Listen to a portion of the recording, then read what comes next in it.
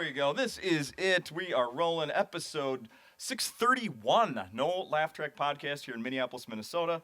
My name is Justin Severson. I am talking to two-time guests, someone who I saw on this stage last night that I did not say hi to. What a jerk I am. Julie Kim is here. Hi, nice to see you today. Yes. And talk to you today, not Yes. yesterday. Thanks for coming yesterday. Didn't know you were there. Of course. And I had a good time. I slid in. You know what? I think at some point I even heard you behind me in the back of the room. Oh, yeah? Were you watching some of the show? I was watching. I didn't think I made any noise. You made a noise. Oh, shit. Well, did I laugh out loud? Okay, well, the most appropriate noise. Yes, I did. I did make that noise then. Yes. How dare you laugh in the back of the room at a comedy show? I know. How dare I support the other acts? What a bitch. Yes. So let's start there. Let's talk about your first night. The MC was Ben Kastner, and the feature act. Alicia Dillon. Alicia They were both Dillon. both very funny. No, I've never seen Alicia Dillon before. Ben works here, as a host, once a month or so. Yes. Is How do I know Alicia on Alicia? tour with you? No, she was great. No, I know her from the comedy scene in Vancouver, but she's originally from the Bay Area and now lives there. And she said, "Hey, I see you're going to Minneapolis. Do you need an opener?" And they hadn't booked it yet, so I was glad to connect her to the club, and she came out. Yeah, she's very funny. I'm glad she's here too. Oh, very cool. How often do you do that? I will Give do somebody that. a chance Oh to- my God, as much as possible. Like when I tour, especially in Canada, where I have like a little bit more control. Every time I do a tour, I will go out of my way to book comics who are newer, particularly female comics, and as much as possible. If somebody reaches out to me, whether I've seen them before or not, and they just show a little bit of initiative, and I can do it, of course I'm going to do it. Sure. Yeah, because I used to do that when I first started out too. I think I've opened for like a number of people that way, although a number of more professional and much more famous comedians have told me that they don't like when they get like cold DMs or calls like from people asking, because I'm sure they get them a lot, but like Atsuko Okatsuka, who is just like, I say she's blowing up, but she's been blowing up for a long time now. Yeah. I like DM'd her on Instagram a while back before she was like, Atsuko, and she was like, still Atsuko, and she replied to my DM and said sure. And then since then, I've opened for her a few times across Canada and sometimes in the U.S. And we are friends, and I love her husband too. And Ryan, absolutely. So of course I will do that as much as possible, especially for female comics, Look at that. but also for non-female comics. That reminds me of something I've been comedy-wise. asking people occasionally on the podcast here. Have you ever just messaged someone, not to get what you're looking for, like maybe I could open for you, but just to, if you like someone's work, just send them a message, just out of the goodness of your heart. Yes. Have you Yeah, done that? I have definitely done that. I find that I do it more often now on comments on a video, because it's sort of like telling somebody in private that you think they're funny is one thing, but like putting it in a comment where everybody else can see and like it and agree is kind of like it seems like a nicer thing to do on social media. Like, but if I was going to send something genuine, like, hey, I love this about your work. You're so great. Like, keep it up. Like, I mean that as a genuine person-to-person thing. Yes, I will sometimes do that. Yeah. And sometimes Are you people getting will them? respond. Yeah, I do. I do get some messages like that, and they're very heartening. I find that I get them more from like audience members who say they came to a show and they were really touched, or my mom did that too when I was growing up. So like that, it's normally like meaningful like that. Like I just did a little comedy festival in Moncton, New Brunswick, Canada, called the Hubcap Comedy Festival. And then before my shows, I got this message from a Korean woman in Moncton, and there's not like a lot of them. There's not like a huge amount of diversity. And when I say that, I mean almost no diversity. Okay. And she just said, "Oh, I'm Korean. I ended up here, and my friend and I can't wait to come to your show." And that's it. Like, she didn't ask for anything and just wanted to share her support and excitement. And I have to say, that's like so meaningful. And I happened to see her in the crowd as I was going up on stage. Well, it was a pretty strong assumption because she was the only Asian female in the crowd with her friend. Good an eye. Asian female, yeah. And then just so on my way out, I said, "Oh, are you the person that messaged me?" And then I just said hi and left. And that's it. And it's so short, it's brief, but it was like, it's just so nice. Yeah, that's to great. make connections. Yeah, absolutely. Yeah. Absolutely. It beats the negative ones. Oh, I get those too. Right. Mostly on YouTube, mostly from men, and mostly from anonymous accounts. Yeah. yeah, that's okay. That's okay. I feel more sorry for them than anything else. Do you think anonymous accounts should be against the rules of these social media sites? Oh, yes. I mean, unless they're like pumping you up and like, just saying nice things, but they don't want to come off creepy or something. That I would totally condone. I have thought about this a few times. I've thought about a number of things related to internet privacy and security and safety when it comes to girls and women and children. And I was thinking a couple years ago that were I to go back and do something else with my life that was meaningful, I would probably go into advocacy or like law or justice pertaining to cyberbullying, Oh, wow. revenge all of that kind of stuff. And I think it just comes down to accountability. Yeah. And cowardice, quite frankly, right? There's all these people saying these horrible things behind a mask, but they're doing it online, but behind an anonymous account, and they can do real harm. There's, kids and girls and women that unalive themselves It's, because they've been threatened. And terrible. yeah, Beyond it is terrible. so terrible. And the most frustrating part is that there's not accountability. And I will go the other way to say that I'm quite a fan of revenge.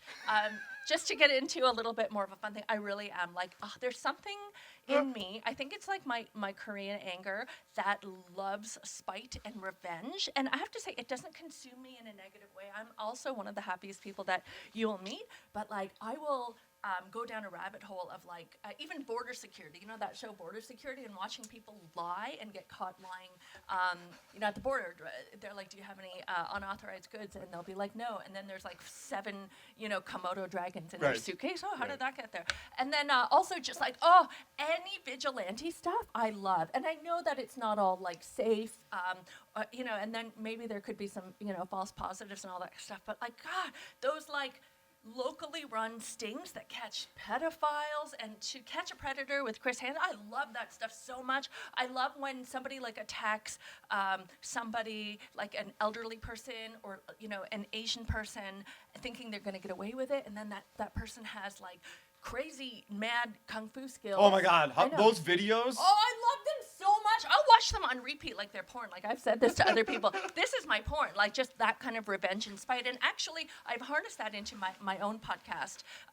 Thanks I for wanna not talk having a lot on. about it. I know, no. But yeah, it's all along those Yes. lines. Because I feel like we're at a point in society where like, especially for a woman, it's no longer required for us to be nice and turn the other cheek, right? There's like really bad people out there and bad forces. You and we kind don't of said just that have on to stage take it. last night. Did I? Yeah, like Well, aren't women? Don't you feel like we're speaking women up more? deserve to be angry. Yeah, Yes, yeah. absolutely. Uh-huh. Anyways, we can talk about that later. If Yes, you no, have something, I want to, because I've listened to some episodes of your podcast. The topic, oh my God, do I Right? love it? So Oh, I want to great, get into that, but before we get to that, I do want to go back to something you mentioned when we did this a year and a half ago, and that was when we were talking about doing shows here at Acme, and you said U.S. comedy clubs, they drink a lot more than in Canada, and I didn't really follow up with that, and now I want to do that right now. What? Oh, okay. So for the first time, the first time I started to do comedy in the U.S., I noticed that you had drink minimums. Yeah. And I Which had, here doesn't. Oh, here Yeah. doesn't? No. Okay. Yeah. Here, as in this Acme. club, Acme Comedy Company in Minneapolis, does not require it. Correct. But a lot of clubs that I had gone to, even if I was like a new comic going to check out a show from the back, they would require me to buy 2 drinks. And I just had never seen that before anywhere in Canada. So I just assumed it was all of the U.S., which I guess was ignorant of me. Yeah, okay. But have you not come across that? No, it happens a lot. I mean, it's not here, but yeah, there's another club in the Twin Cities that has that. There's ones I've been to in other. Yeah, and they'll parts let of the country. they'll let you get non-alcoholic drinks, Yeah, of course. yeah, So yeah. I guess it's good to be hydrated. I don't know. And then I don't want to miss the show because of peeing. So I don't. Maybe the next time I go to one of those clubs, I'll bring my own like big flask just to dump the drinks in, so I don't pee. I like that. Diaper? I love a diaper. Yeah, or a catheter. Oh. Whatever makes the least noise. On stage last night, you mentioned, and I don't remember if I knew this last time, about that your family ran convenience stores when you were growing up. Oh yes, one convenience store. Or store, pardon me. No, I'm that's confusing it with someone else in the audience. There was a lot of crowd work yesterday with a lady named Amy. Yes, Hi, Amy. Amy. In the crowd, who wooed in a happy way when I said convenience store. And I said, oh, did your parents own a convenience store? And she said, well, one of my families, and we were like, It was. yeah, we can't leave that alone. So so it was too much of diving into that because I did acknowledge on stage after 10 minutes that the rest of the crowd might not have been as interested in Amy's Korean adoption story as I was, but she also gave very long answers. Did you notice? Yes. Yes. So long story short, Amy was given away and was put in an orphanage when she was a baby and adopted by a very nice couple in the U.S. in North Dakota, still remember. And then through 23andMe, they did on her very, very aged grandmother, they discovered that there was a long-lost daughter, and then they met up, and oh, it was such a sad story. Well, it's sad but bittersweet, because 2 years after she left the orphanage, that side of the family, the father's side, who had no idea that she even existed because the mother never told him, and who knows, they could have been teenagers or whatever, they had moved to the U.S. as well and opened a string of convenience stores in Colorado. And look what I did. I just hijacked this podcast episode to talk about Amy. But You know it's what, though, fascinating to I me. wasn't even sitting that far back, and I only heard about a third of that. So now She you just was completed quiet. the story. That's why I kept trying to repeat it. But I want to know from back you to me. growing up around a convenience store, because when I hear that, I'm like, that sounds like the coolest thing ever. yeah, no, right? it wasn't. And let me tell you, I mean, in a way it was, right? Like, of course, when you're a child, endless supplies of candy and chocolates and chips and all the drinks, and there was like frozen meals. Like I don't think you would call it a connoisseur of junk food because connoisseur sounds like too elevated for junk food. But I was a junk food junkie, and so I mean, in a way, it was nice because like it was a good way for your parents who work downstairs to be able to be around for the children who were upstairs. Because if the store was somewhere else, then we would have never seen them because they started working at 8 a.m. and they closed at 11 p.m. So in that way, we were always like kind of together, even if emotionally we were never together, as in like never, because they don't have feelings. No, I'm only kidding. But here were the downsides of living above a convenience store. My parents were always around, so they could always like monitor, and they would us and like yell up, go practice your piano or whatever. And so they knew everything we were doing because they had like an intercom, and they could just like bark up orders to us. I know, it's fine, but like so much food. And so here's one downside that definitely impacted my development. I ate so much candy, like ginger ale, cookies, candy, chocolate. And then I guess I was not good at brushing my teeth. By the time I was 3 years old, all the front teeth on my upper row of teeth had rotted, and they had to be surgically removed, as I'm told. So for years, and my teeth grew in slowly, my daughters also did, I had no front teeth as I was learning how to talk. So biggest lisp in the world, as I am also learning English late because I was born in Toronto, Canada. But I learned English slowly because I was a firstborn and my parents only spoke Korean to me. So I distinctly remember, a school teacher, elementary school teacher, saying, "Does anybody know what this plant is?" And I raised my hand and I said, "Fern," but I had no front teeth, so I said, "Fern," and she said, "No." And then there was another boy. His name was Steven. His dad was a cop. I don't know. This is just burned in my memory. He raised his hand and he said, "Fern." And she's like, "Yes, Steven, that's very good." And I just like stood there and my soul rotted. Yes. So yes, that's just one little downside of it. Yeah. I see how cool it is to grow up, and then it leads to I didn't have front teeth. Yeah. And front teeth are very important, right? Like, yes. For talking and looking normal, and those are the two main things. Yeah. Oh my. But it made me develop character. Yes, it did. And anger. It did. What was your favorite thing to snack on? Everything. And I do not exaggerate. You know how they say that food is a love language? Oh, yeah. It's also a hate language. I've never said that out loud, but that's going in my jokes now. Every emotion I ever have, it's food. It's time for food. And, I think it's also because of our Korean culture.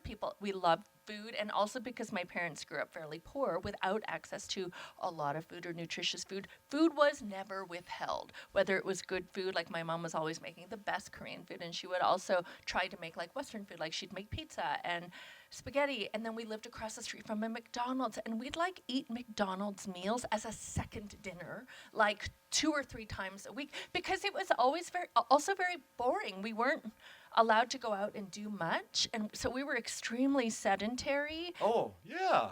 Now, what happens when you close the... Could you ever close the shop? At 11 p.m.?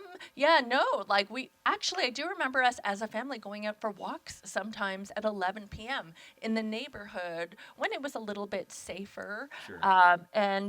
Just that was our time together. And there were some times when my older cousins would be able to take care of the store, and my parents and the kids would go for like road trips or whatever. But we didn't really go on family vacations. I think one time we went to like Disneyland. We drove down to Florida, and it was like the only time. But we only did that by the time, there were like the 3 of us, and I was like a teenager, and I was like, this sucks. I'm have my period, and this is great for my brother, but I hate this so much. But honey, you've wanted to go to Disney your whole life. Yes, I know. That expired, unfortunately.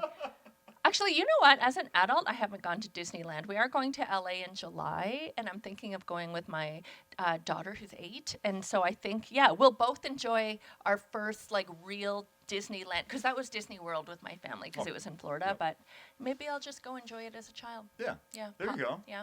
Through her, with her. Maybe. Yeah. Yeah. Yep. Or just me.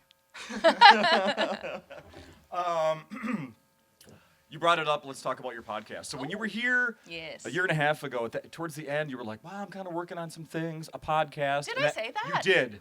And I can tell you that I think at that time, it just slid right past me, and I was just like, oh, yeah, okay. Me too. But then when I listened back in the last 24 hours, it's like, oh, look at that. And now she's into season 2. She did what she said because she has a lot of guilt. Yeah. A lot of times that happens on this podcast where I ask a follow-up of something that was a year before, and they're like, no, that never... Well, because you know what I believe in? That was nothing, actually. Some people subscribe to this notion that, like, don't tell other people what you're doing, just do it in quiet, which is one way to do it, and, like, whatever works for you, no judgment. Yeah. I find that if I say a thing out loud, it's like I'm manifesting it, and I mean that in the least spiritual way ever, because I'm not spiritual, but I do believe in, like, accountability and keeping myself accountable, and saying it to me makes it feel real.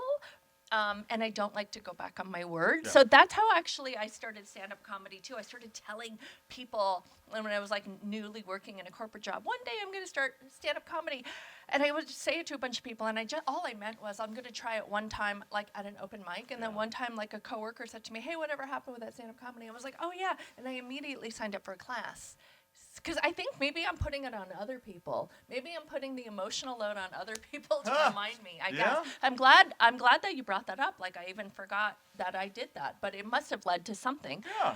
I started a podcast, and here's why I dragged my feet, because everyone says, who needs another podcast? Why me? And I Right. don't really believe in like why me. I believe in why not me for sure, but I do believe that I don't want to be as presumptuous as to believe that anybody would want to just hear me shoot the shit about anything just randomly for like an hour a week. Mm-hmm. I know that my audience is like 75% women between the ages, mostly of like 25 to 44, but glad to have like a big audience under 25, and definitely like older than 44, 45 also. Women who get shit done and are busy and like me don't have an hour and a half to hear someone just like go off on things. So I thought I want to make this really tight. I want to become a better storyteller, so I want this to have some utility also.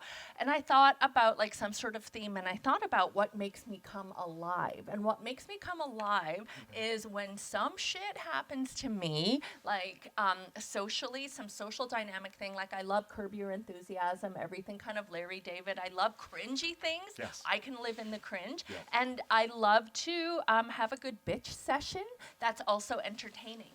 So I thought of the instances that I had accumulated over the years that were like mostly microaggressions, like some guy telling me to shush in a hotel lounge at fancy hotel, and me being like, I don't fucking think so, and then like actually getting revenge on him. But the amount of joy that I would have telling my girlfriends and them immediately understanding how a woman moves through this world or how a person of color moves through this world and getting it, and the catharsis that I would have and how they would love it and relate to it. And I thought, I don't think I've heard of a podcast like this, so I'm just going to start it. And so my episodes in season 1, which was like over 50 episodes, were just me in my living room talking about various stories. So it could be me, it could be a big microaggression or a macroaggression, or just like little social etiquette things. Like the time I went to a coffee shop, I saw an empty booth, so I sat in it, and then an old lady comes from outside and scolded me and said,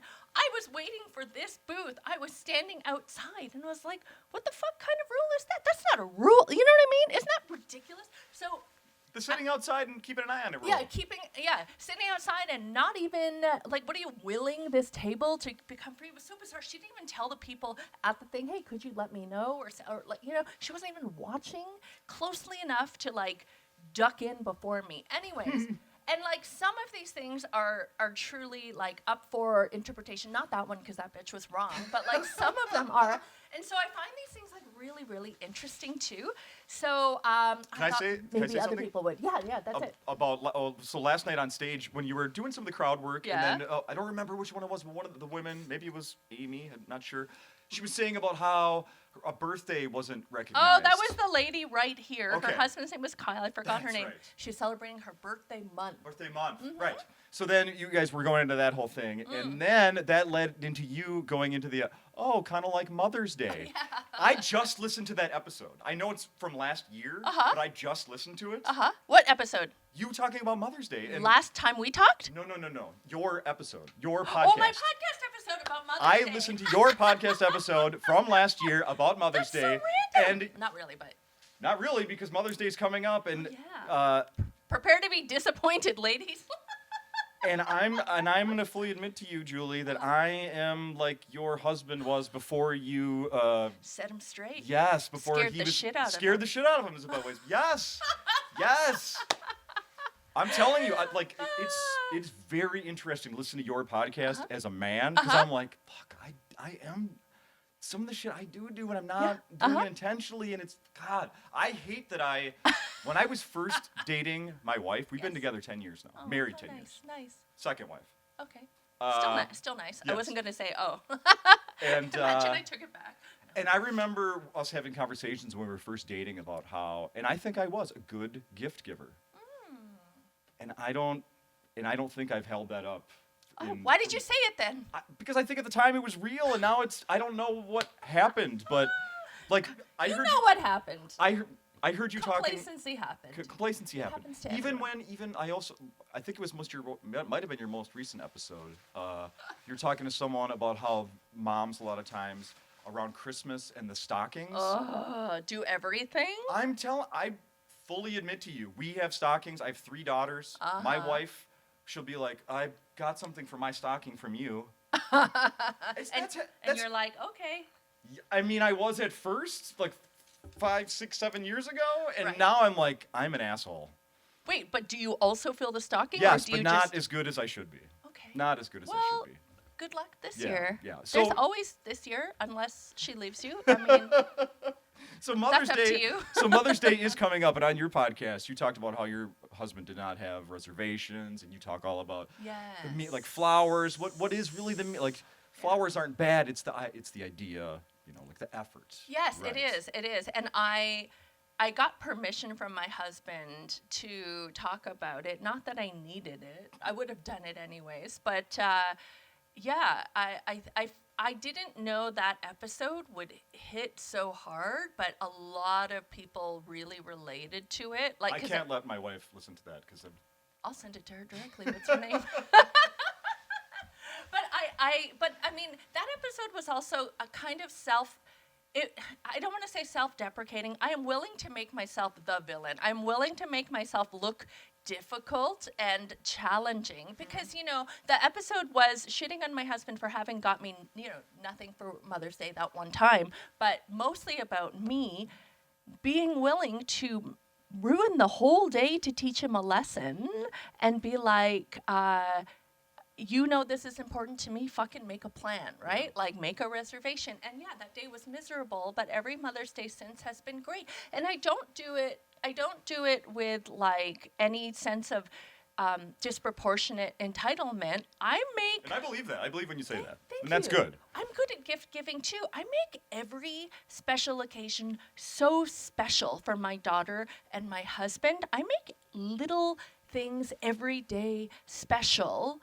And then I put them on Instagram. No, I'm only kidding. But no, I do. But I also believe dual purpose. But I do believe in making people being, made to feel special. I just do. I think it's an important thing. I think it's irrespective of love languages or anything like that. I feel like some people use love languages as an excuse. You know what I mean? And nobody ever talks about the fact that people should have a love language for giving and receiving because they're not always the same. No, you're right. Yeah, and that's as scientific as I get about it. But there's a nuance there. You can't just be like, well, I'm an acts of service person, so that's what I give and that's what I get. You have to see what the other person's one is. Do you know what I mean? It's difficult. Yeah. It's difficult. I'm impressed that you did an episode talking about the haters. The haters? Oh, yeah. Haters on the internet? Yeah. It's so easy. I listened to that one, too. I'm impressed that you did that. Yeah. Oh, thank you. And I do think that it's a good one to highlight that it is different for women and male comics, like for sure. I mean, male comics will get hate too, but women will post a joke about like their kid not eating broccoli, and then men will be in there calling her a whore. Do you know what I mean? Or being like, well, why, why don't you make the food from scratch instead, you liberal woke monster? I mean, like, the they're just so out of left field. The best example is the Yeah. one that you posted on your Instagram with the guy with the talking about childbirth, correcting you, Oh. trying to correct you about your childbirth. In my actual show, in my theater show, yeah. That was crazy. Yes, should we elucidate Sure, the audience? yes, please. This is funny because this is from a show in March 2025 in Whistler, BC, Canada. Have you been? You gotta go. It's like a ski city, world-class skiing. Yeah, we get international visitors all the time. It's also only 2 hours away from Vancouver, so we go kind of regularly. And so I was doing a theater show there as part of a Canadian tour. We almost didn't record that show because the theater is like, what do you call it when, there's a stage here? It's kind of gladiator style, and then the seats go upwards. So there was like an awkward place to record the show from far, far above. But we recorded it anyways. So I'm doing a bunch of jokes, and I start in on one where I talk about having an elective C-section because I'm a vain bitch, and also it's faster. But and I didn't even like say that. I was just like, I had an elective C-section, and then a man in the front row raised his hand to tell me that he reads a lot of scientific studies. Not a doctor, not a scientist, just reads scientific studies for fun, and just says that I didn't know that actually I should have had a natural birth because then the baby gets the bacteria and it's better or whatever. And there was an audible what the fuck kind of vibe in the audience, but I let him just talk, which I like to do with hecklers sometimes because you let them talk more and they will reveal that they're even stupider than you first thought. And so it's just kind of I describe it as like having fun with them, like a cat playing with a mouse or a ball of yarn or something like that. And at one point, I said, are you here alone, sir? And he said, yes. Like, nobody was surprised. I think for a second he pretended that the people beside him were his friends, and they were like, we're not your friends. And then I let him talk a bit, and at one point he turned to the audience like he was going to start a lecture and to talk to them. And I thought, like, the audacity of a man. And you know what I love about this video? And I did an extended cut of the video. They both have, like, over 5 million views, so many comments. But what I love is, like, everybody in the comments thinks this guy's horrible. There's nobody defending him. Like, there's a few who are like, he's not wrong, but wrong time. Whatever, I'll take it. But, yes, hecklers. I'll get them in the, like, in a theater or in, like, actual comments. And, like, come for me. I don't care. It's all good for engagement. Yeah, there you know go. what I mean? There you go. People. So season 2 now of the podcast, you have guests. I do. I thought... And there's video as well for a while now. Oh, yes. I've had video the whole time, but video now with guests. And I'm still trying to also do solo episodes, but I've been having fun, having guests, because I think it's also kind of unique that you bring someone, to talk to you, often like, a kind of famous or like a higher profile public persona, to talk specifically about what bothers them, whether it's a story of their own microaggression or in the past, like a medical thing ignored, which is a thing that happens to women, or or just generally things that bother people. I think it's a nice way to get to know somebody, and like it's hard to talk about something you're bothered about and then also like put on a facade, or you really have to be your own self. And I think like it's a nice relatable thing too, because everybody is bothered about stuff, and we shouldn't pretend that we're not. Do you ever feel like that you complain about things, you address something that bothers you, and then people are like, "Oh my God, there's real problems in the world." I'm not afraid of that. I haven't really gotten that. Maybe because my audience tends to be educated and female Good. or whatever. Everybody. It's a has guy problems. saying that. Oh yeah.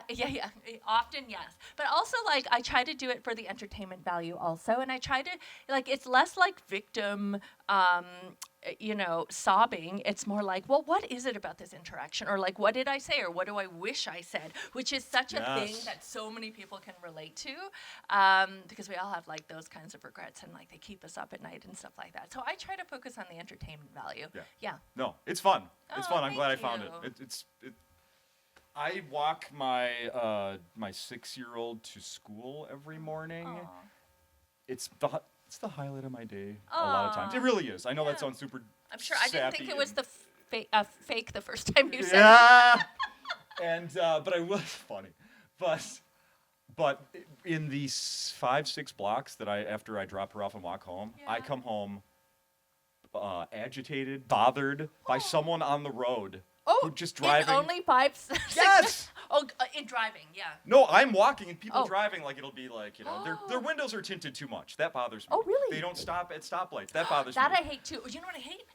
You're speeding you're going Yes. 45 when the speed limit is 25. I know nobody's going 25. I don't want you to go 25. I don't go 25. That's Yeah. ridiculous. No, But they put 25 because they want you to go 30. Yeah, and what a horrible don't go start to the 45. morning. You don't want. How about the fuckers that when you're totally walking and the pedestrian has the right of way, and there's someone turning, and they like say they're entitled to turn, but you're entitled to walk first. They should stop completely. I hate when they kind of like go slowly, like Yes. they're stalking you. It's I will stalking, yes. stop every time to look. Just use your fucking brake. Like, how much time do they think they're saving? And then also, if your foot's not on the brake, you could accidentally accelerate. Yeah. That's my pet peeve right now. Thank you. Love it. I'm with you on that. It's fun to be bothered a little too, It though, is. isn't it? It makes me feel very alive, Yes. and not in an unhealthy way. It makes me appreciate the good things more. Well, that too. Right? It really does. Uh-huh. It honestly really does. But between my, cup of coffee and then that, I sometimes walk back in the house like freaking agitated. Aw. And my wife works from home, so then she hears me going, "Goddamn cars!" Yeah. But you don't get annoyed at that with your daughter on the way there? It's maybe I'm just not noticing because I'm like, we're talking or whatever. You got to get a dog so it distracts you on the way home. something. Do you think Stare at my phone like everybody. I Have don't you know. ever considered that maybe you get only agitated on the way home because you miss your daughter? That might be. Yeah. I mean, maybe. I mean, maybe not. Maybe no. That's possible. Yeah. Because it's such a right turn. It's crazy. Yeah. It is like, boom, I'm And- mad. yeah. Or maybe now you're like thinking about your day and like everything's piling into your head. Well, there's a lot of that I as don't well. know. We'll unpack this after the episode. You're darn right. That'll be on the Patreon we don't have. Thank you very much for doing Oh my this. God, thank you for having me. Super fun. Always. Come back sooner than later so we can get to all the other stuff I wanted to talk about. I would love to. You know what I realized? Last time I was here, it was like in November, so it was super cold. Yes. And it was like packed. And like the shows are, selling really well this week, but I've also been told that more people come out when it's cold. That's true. Yeah. So I'm going to come back when it's cold. Do it. Yeah, well, and just I'll alternate, But I love being here every time. I love Minneapolis, and I hope all your sports teams do well. Congratulations on your success. Love that. Thank you. Thanks.